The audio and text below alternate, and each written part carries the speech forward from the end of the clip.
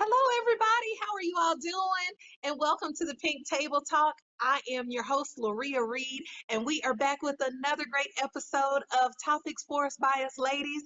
And I'm so glad that you tuned in to be with us today. So do me a favor, go ahead on and begin liking and sharing our Pink Table Talk today. We will be talking about today the breakup and how to move on. I know it's kind of a topic we hit and miss sometimes, but we don't ever talk about how to get through those things, how to navigate, because it is a tough time for some ladies who may be going through divorce, maybe going through grief, whatever the situation may be. We're going to talk about that today and how to move forward. So go ahead. I know you got a girlfriend that's been blowing your phone up because she's going through a tough time after a breakup. Let her know that we're on and that we're talking to her today. So we've got three great guests that I can't wait for you all to see. Three ladies who I believe will shed some great light on this subject today. Our first guest, she is a nurse for Piedmont Hospital. She's been in my small group for a while. We bonded, just a great woman. Enjoy her company. I've never seen someone so excited about seeing a pregnant woman because she works in labor and delivery. She's just awesome. She was married for 17 years, has three children, and her ministry is speaking to women about moving forward after divorce. So we are so glad to have her. Would you all welcome Miss Yvonne Shelley? Hello, Miss Yvonne. Hi, how's everyone? Thank you for Good. having me today. So glad you're with us, lady. Looking good as always. Our next guest, she's my home girl. She's from Greenville, Mississippi, y'all. You know, I love people from Mississippi. They just so down to earth and cool. But she's lived here in Atlanta for the past 8 years. She works for the Department of Transportation here in Georgia, has one son who's an adult. She's just awesome. She is over our singles ministry at the House of Hope Atlanta and has just done an extraordinary job with that. We're so glad to have her with us today. Would you all please welcome Miss Kimberly Grayson? Hey, Miss Kim. Hello. How's everyone? Good, good, good. So glad to have you. And she's back with us again, you guys. Look, we've got our own therapist, as I like to say, that's with us, and she's going to be talking to us about everything and giving us some wisdom in how to move forward. She's our pastor of women. She does our counseling for our marital as well as personal at the church, and we're so glad to have her. Would you all please welcome Pastor Sharice Cross? I said Cross. Hey everybody, good to be here. Glad that you're with us. All right, so y'all, my light just went out, but we're gonna move forward with it anyway. Things happen all the time. But I'm so glad to have the three of you all. I believe that you guys really exhibit what we want to talk about today, especially with our small groups. Yvonne and Kim, you guys give so much wisdom in our classes, and I really want everyone to hear that, as well as Pastor Carl. She's always shedding the light when it comes to everything and every subject. She helps us out with that.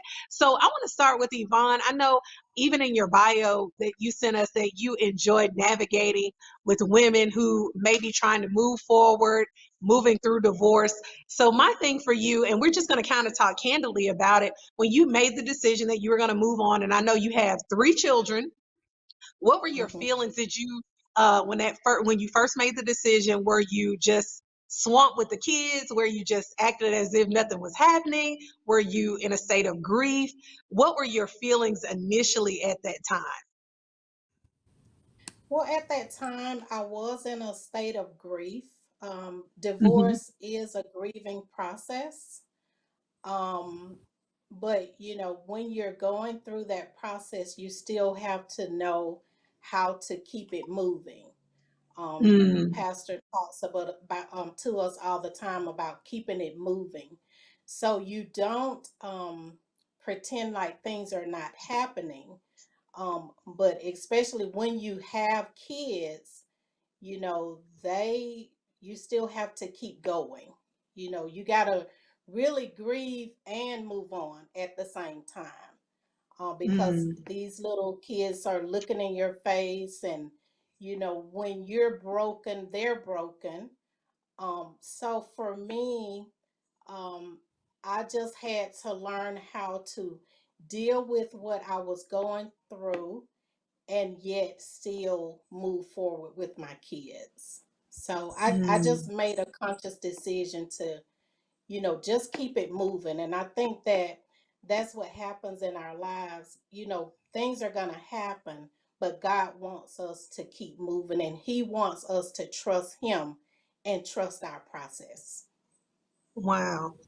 That's a good thing. And I know, Kim, even with us being, and we'll be frank, with us being single women, if you're dating, things may not go according to plan, and you may have all these high hopes and dreams, and oh, this guy might be it, or and then the disappointment comes from it. So, with that being said, Kim, how have you experienced moving forward from a breakup, and what are your feelings on that? Well, first thing is, anytime you have a breakup, it's hurtful whether you chose to do the breaking up or someone broke up with you. And Hmm. it's difficult, uh, it's more difficult when you didn't want to end the relationship, when you were the one that did not want to end the relationship, or and also when you're blindsided, because sometimes relationships end and we didn't expect it to end, and it seems like it came out of nowhere. But Hmm. it's difficult. The first thing I've learned to do is I have to take an inventory of myself, because I'm the one Right. in each one of those relationships, and I have to see Exactly. what I could have done better or things I should not have done. Because a lot of times hindsight is 2020.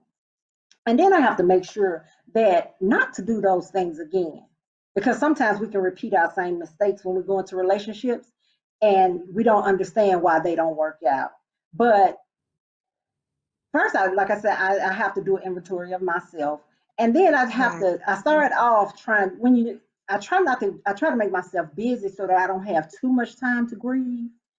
I do want to grieve, but I don't want to spend my days drowning in sorrow. So I try not to spend all day doing, because you want to look back and you want to grieve, but you don't want to spend days and days. And then I try to do things to, because I live alone, so I'll start trying to get out with friends and hang out for a little while. And I will talk to friends about it, or not ashamed to say, or my therapist about it, to keep, Hmm. because different people need different things to move on, and some breakups are harder than others. And so Right. sometimes you just have to figure each breakup out. And with that being said, I'm glad that you brought that up, Kim, about you didn't want to spend that much time grieving, but you don't want to be in the hole, but then at the same time you don't want to ignore it, as Yvonne talked about. So, Pastor Cross, with your with your expertise in counseling, what is how should I say this? What is the proper way to go through a breakup? Because you don't want to become so depressed, but you want to grieve because grief is a part of the process. So, what is a healthy way of moving forward? Yeah, so what I love is you have two different stories, two different people, and actually we're all Mhm. different on this call, right? So we Mhm. all experience breakups differently. We all experience them differently. Even grief looks different for all of us. And that Mhm. process will look different for all of us. And so Yvonne talked about how she was grieving, but yet still having to move forward with her children. And so even though the external, there was a breakup, it's still internal work to do with any of us. So that internal work she had to do, as well as still continue on with the byproduct, if you will, from that marriage, right? So Right. she still got children from that person. So they're still connected in a way, and they're going to be connected Mhm. throughout their life. So there was a shifting in their roles, and probably still working on that and what that looks Mhm. like, right? And so Mhm. that's a process. But also Kim saying, "Hey, I want to grieve, but I don't want to go spend every day crying about this dude." But we have to get Right. through. But we have to still get through. So I Mhm. remember, well, it's a long, long time ago, y'all. Yeah, I had a boyfriend. I cried like a baby. But one thing my cousin told me, and it's blessed me to this day, is to, and I caught him cheating. I caught him cheating, y'all. He was cheating on your girl. I said, what? So, and I went to, it's when I was in the Navy. That's one of my old Navy. Let me tell you one of my sailor stories. So he was cheating on me, and it broke my heart. It really broke my heart. And I moved to another station. I was going to be stationed somewhere else, so I left and went to another duty station. And so I really didn't have it. It was still unresolved for me, Kim. And I was like Mm, just going through in another state. I was in Washington State, and it was dreary there. It rained all the time, and I was crying all the time. And my mhm, cousin, she's 10 years older than me, she said, "You need to write him and tell him how you feel and how you felt about that." And I was like, 20, I had to be about 18. No, I was 19, 19, 20. I was about 20 years old, 20 years old. And that was the best thing I could have done. She said, don't look for a response, is what she told me. You write Mhm. what you feel and how he made you feel, and then ask for forgiveness. And I said, now the devil is a liar. Now, why do I need to ask for forgiveness? So I wouldn't even have, I was halfway saved, y'all. Back then, I was halfway uh-huh, saved. Right. So I didn't want to use those words. I wanted to cuss them. That's what I wanted to do back in the day. Back in the day. Uh-huh. So, but I wrote the letter and I expressed how I felt. And do you know that was such a relief? It was a relief for me. And I use it to this day because it's not about the other. See, forgiveness we think is about the other person, but it's about us. yeah. It's about us releasing that person because what I'm doing is I'm holding your penalty against you when Christ hasn't held his penalty against us, right? Mm, Mhm. We can't hold That's it against right. other people. And that's what she was trying to teach me way back then. And I was able to do that though, release that. And he actually wrote back. He actually wrote back. And it became easier for me to heal from that. But there still was a grieving process after that. I still longed for him. I still missed him. I was angry. I went through all of those stages that we experience when when we have a loss. And I allowed Yeah. myself that time. I didn't date anybody. I wasn't trying to look for nobody, but I met my husband. Come on, y'all. But I Mm-hmm. wasn't looking for nobody. I did not want to date. I just wanted to know about me, and like you said, what is going on? Because I was a factor in there. So what was my Right. part in this? Because oftentimes we Yes. can look at the breakup and say him, him, him. What was uh-huh. my Mhm. part? What did I open that I should not have? What did I open up that I shouldn't have opened up? What was I looking for that I shouldn't have been looking for? And so those Mm-hmm. were some things that I learned back then. Yeah. So yeah. Wow. Well, I think that's one of the things that Steve Harvey talked about. As I was going through my divorce, I was watching the Steve Harvey show, and he said the Mm-hmm. difference between men and women is for us, we need closure. Mm-hmm. You Right. know, when we go through any kind of breakup, he said men don't need closure. They can be done with you today and move on tomorrow. But for women, we need closure with our Yes. situations. And for me, fortunate enough, I got closure. I got a chance to, still talk to my ex-husband and still figure things out, and we'll talk about it. And um one thing that I think that we did great was we didn't let our situation affect our children. Now we were Mm-hmm. on Mm, the same page with that, because Mm-hmm. and I had to realize we were divorcing, he wasn't divorcing the children. So good. Correct. So that was a whole different dynamic. And I thank God because, initially I wasn't on that track. I was like, I'm done with you. But God said, no, you can't be done with him because you have three Mm-hmm. children mhm. with him. Mm-hmm. That's So right. as you said, Pastor Cross, it's a relationship that you will have forever, whether you want to or not. Mm-hmm. You Right. will have that relationship with that person. So for me, I just chose to not be bitter, to just deal with it. Like you said, I had to realize my faults in the relationship, and hey, it didn't work. So let's just move forward. Yeah. But And you speaking of closure, sometimes you have to move on even when you don't get closure, because you don't always get closure when you end a relationship. So you have to figure out how to move on when there is no closure, because sometimes, and then you have to figure out what closure look like to you. I've learned to have Mm-hmm. closure without the other person being involved in my closure.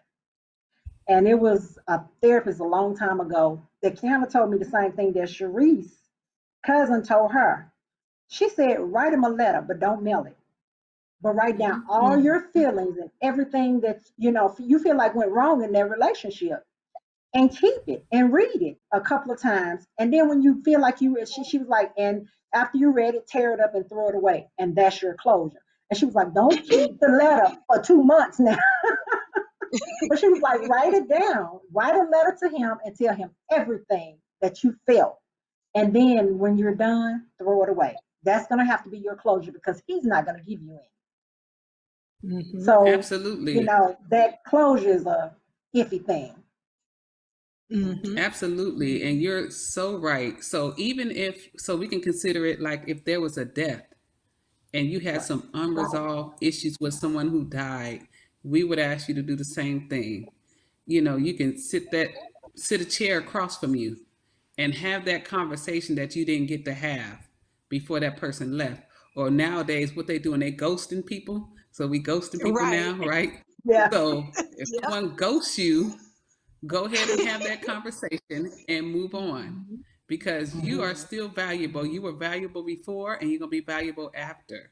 That's So right. the Lord's already made you fearfully and wonderfully made, with or without that person. But it's Right. reconciling that attachment that you had with that person. So definitely, Right. you're absolutely right, Kim. You have to close any way you have to, especially in this ghost generation that we're dealing with right now, where folks is ghosting people. Yeah. I mean, left and right. I hear about that all the time. I didn't think that that was a real thing, but it really Yeah. is, because, people don't want the confrontation. And I know Yes. women who ghost guys and guys who ghost Yeah. women. It's just like, I don't want to have that. Look at You don't really, ghost Kim. nobody, do you? Really. I have Seriously? before it was a thing though. This was back before I was really saved. Before they even called it ghosting, I've done somebody like that. Hmm. But that was a long Look time at ago. you. Well, I want to talk about this really quickly while I had the two of you guys here, well, the three of you here, the forgiveness. And Pastor Cross, you touched on it as well as you, Yvonne. The forgiveness and not becoming bitter, or not saying, you know what, relationships aren't for me. I'm not a person that's supposed to be married ever in life. And we can just go down that road after you've been hurt. But I want to ask Yvonne and kind of go around. What did you do? I know when you talk so freely about your relationship, which lets me know that you have really healed in a lot of places with it. How did you forgive, and how did you release yourself as well as him from it? Because sometimes, and I'm going to say this as well, sometimes as ladies, we'll hold on, and he'll be the moved on, married somebody else, gone on with his life. And we still holding on, like, look at what you did to me.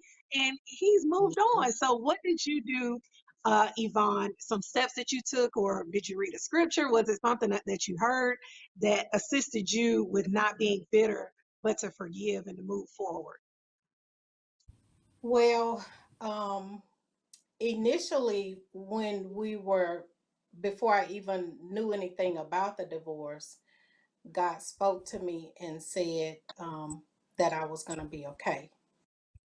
Mm, That's before I even knew anything was going on. And um, throughout the whole process, I was okay. So God was with me from the very beginning. And so that's comforting just in itself, that, mm-hmm, He could say, you're getting ready to go through something, but I'm with you. And mm-hmm, it doesn't, in your uh, carnal mind, it doesn't, you still have to go through it, but it's better because you know that God is in control of this. He's gonna work it to my good. mm-hmm. And so, you know, of course we had some rocky times, in trying to, deal with, the many aspects of the divorce.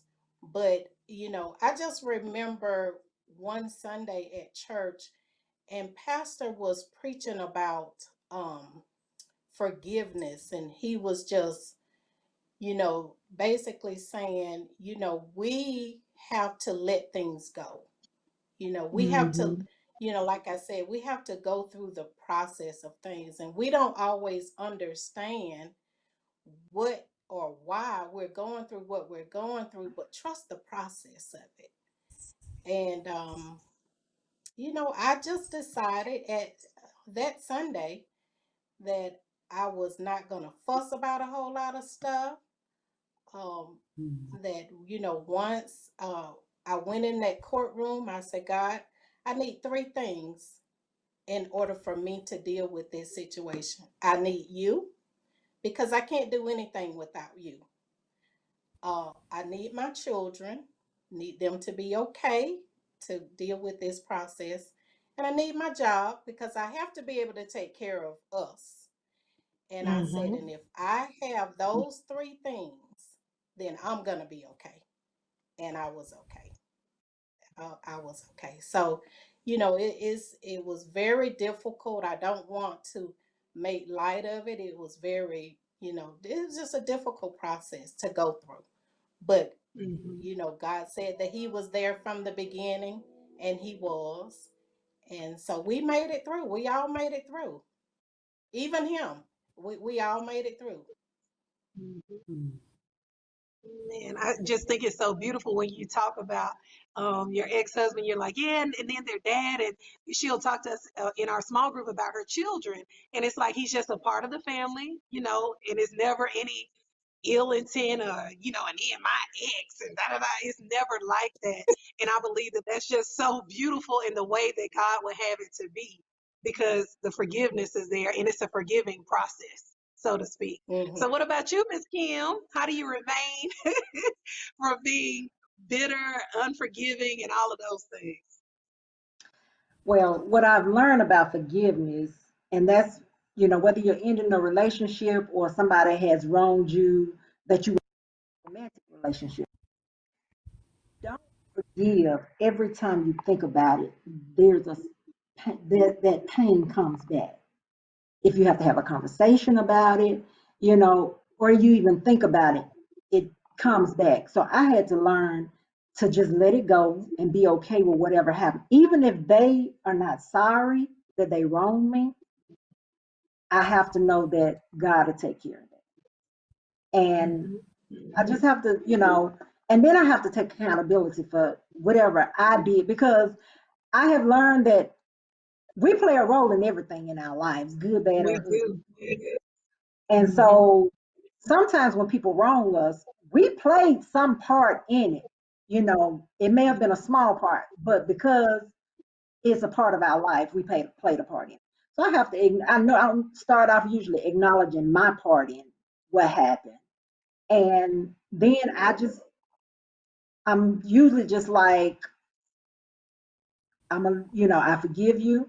Now, I may not trust you, but I can forgive you and move on.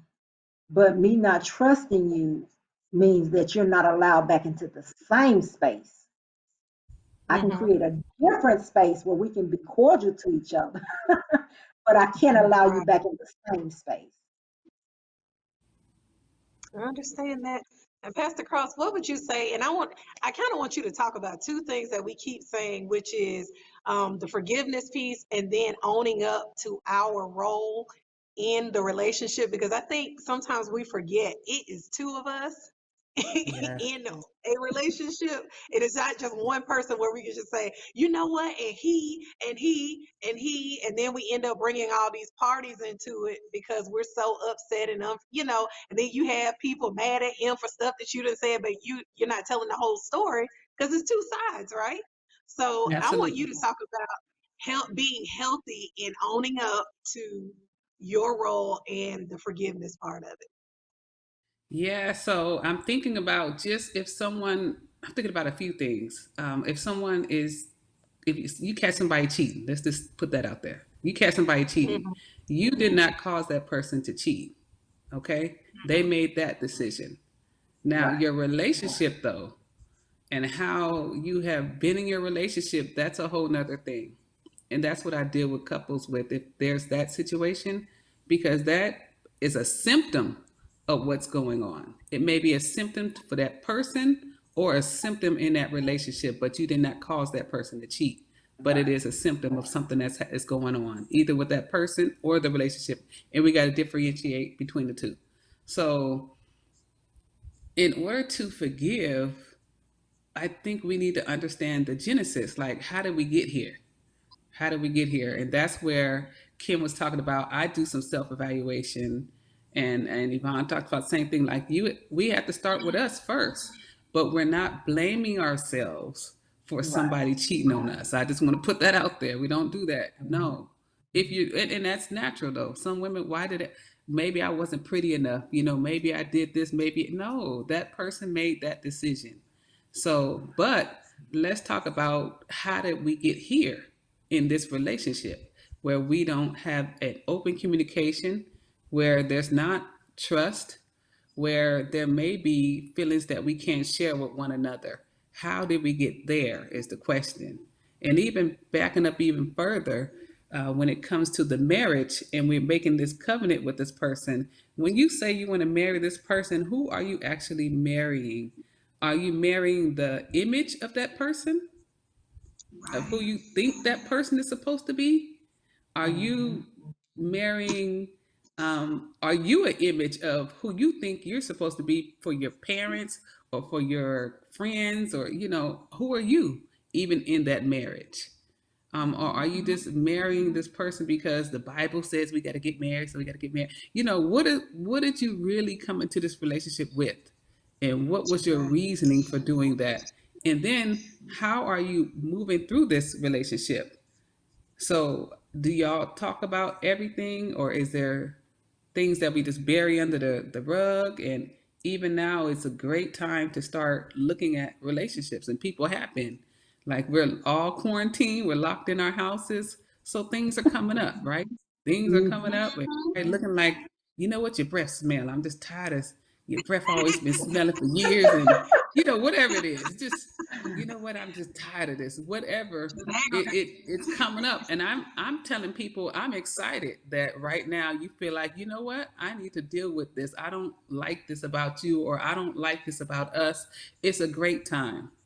God has slowed us Mhm. all down so we can stop Mhm. and reflect. And some of us need to make our houses our homes, because That's all right. they've been is a place we go sleep at night and then run back out and go make all, do all these jobs, or working or doing everything else, but we're not making our house our home. We're talking at each other. We're not having those conversations like we need to have, or we only talk when we go on vacation. No, we should be able to talk all the time, not just on the vacations.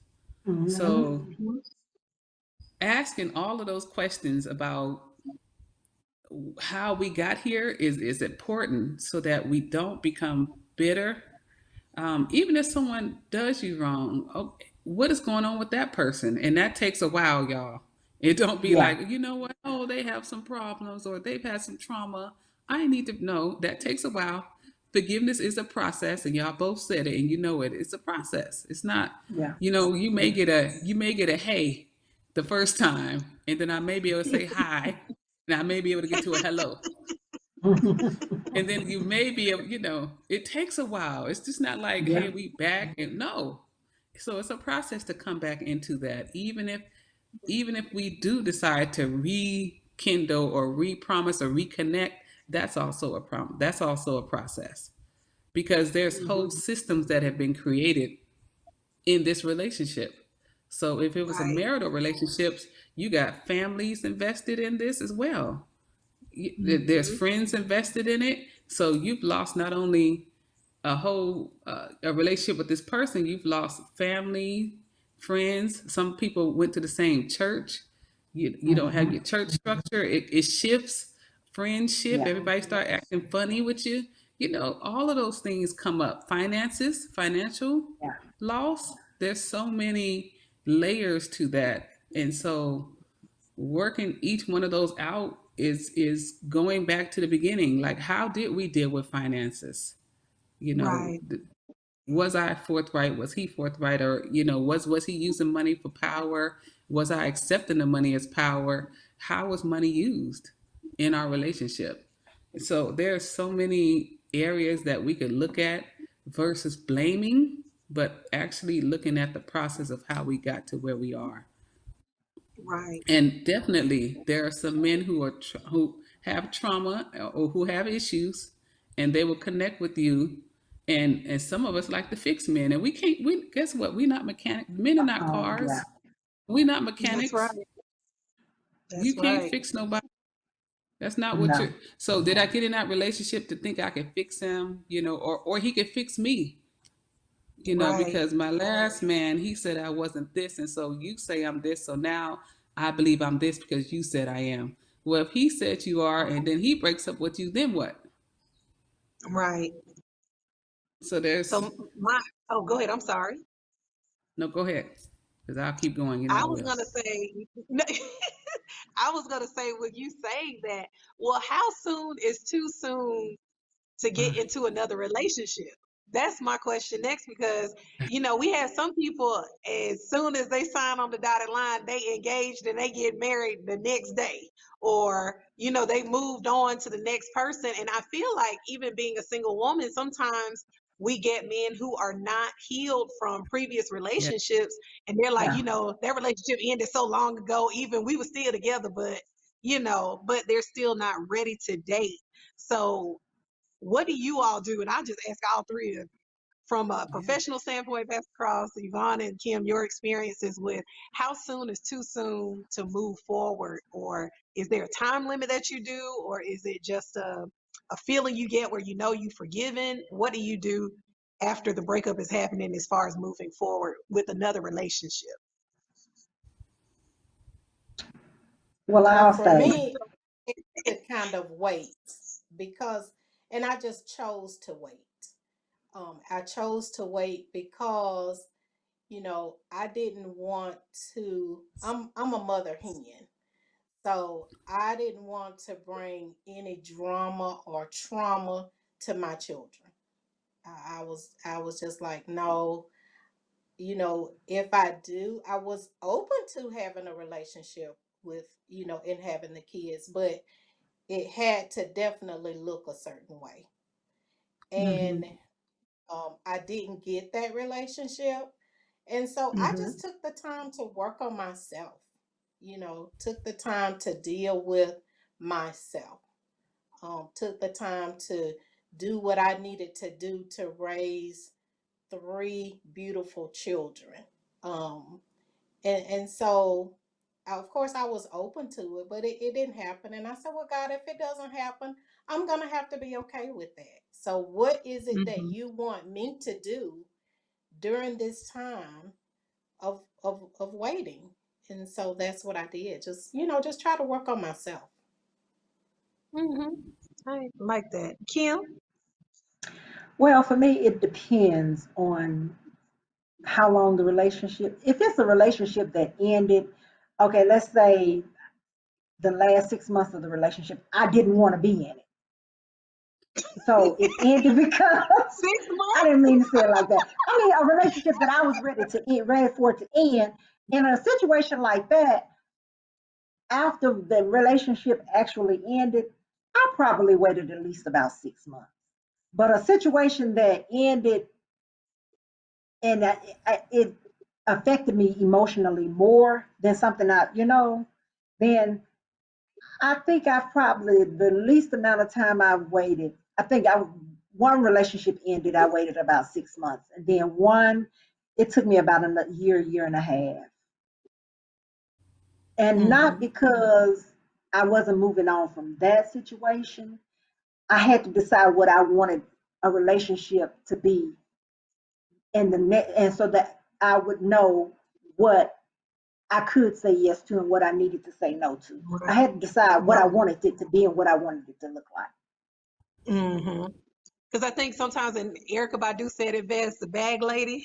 Yes, Mhm. Lord. we just keep accumulating stuff and keep accumulating, and then bringing it, and then they could flip the switch the wrong way, and you like, what are you doing? See, I didn't. Da, da, da, da. It's like, what? I just turned the light on. Well, my ex used to do the same thing to me, and because we haven't healed from that. So, look, that was Yeah. my 2 cents. Pastor Cross, what do you say? That's good. What is That's a so healthy good. way to move on from Yeah, that? it's From so that? so good. I like what Yvonne and Kim said. It's really a no time frame. Of course, like right after you, if you're if you're dating and you already got the next person, you told me don't say that other word, so I'm not gonna say it. I almost said it. But if you're dating and you already have the next person ready, no, that's not you're not ready. But I like what Kim said is that I had to figure out what is it that I want, what is it that I need, and what don't I need. Uh, Possibly, what are some boundaries that I did not have that I need to have now, right? And Mhm. so, and even just healing, like it takes time to heal. Uh, uh, Devon mentioned that's a whole structure, it's a whole system being married because you're not just marrying that person, you marry the whole family, they marry your whole family, you have children. Also, what does that look like for them? And not Mhm. making them a part of your healing process is you have to make sure you're doing that as well. So bringing them into a new relationship, it has to you have to take time and wait for that, be sensitive to that. And I love the fact that she's like, no, I'm trying to make sure we're good before I bring in someone else to this. So that's important, especially if you have children.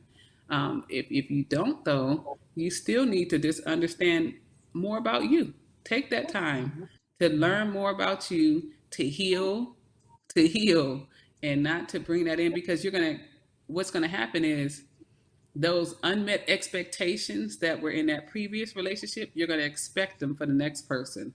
And you may do that Mhm. unconsciously. So make sure that you can bring that from your unconscious to your conscious and you can verbalize it so that you can speak that to that next person as well. And make sure those are needs that they need to meet and not needs that you need to have met by yourself or by the Lord because that Mhm. man is, we want to say they are all in all, but the Lord is truly our all in all first. That's right. And some needs need to be met by the Lord. And then sometimes we have friends, we have homegirls. You want him to be your BFF, he's your BFF, but he don't want to talk to you all day long. He don't. Yeah. That's what you got friends. So don't make him into that either.